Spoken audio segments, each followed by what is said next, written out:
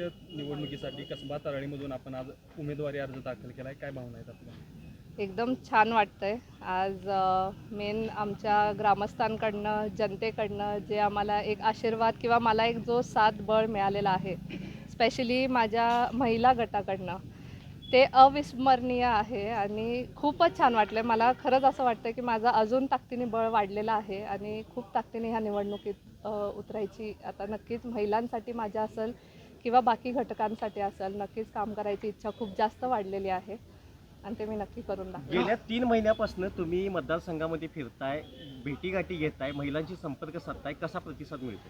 प्रतिसाद एकदम छान आहे. मी तळागाळाच्या प्रत्येक घरापर्यंत किंवा साधारण महिलांपर्यंत देखील पोचलेली आहे आणि नक्कीच विद्यार्थी असेल, महिला असतील किंवा आपले शेतकरी बंधू असतील, आज माझे तरुण सहकारी असतील, प्रत्येकाच्या वेगळ्या वेगळ्या अडचणी आहेत आणि नक्कीच त्या सगळ्या मी नोट डाऊन करून ठेवलेल्या आहे.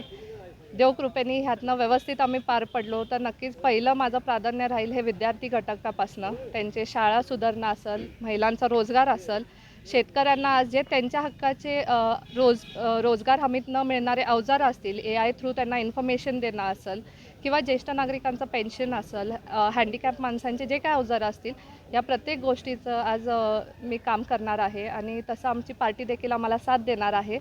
नक्कीच त्यामुळं असं काय घाबरायचं नाही आणि प्रत्येक रूट कॉजपर्यंत मी ऑलरेडी पोचलेली आहे.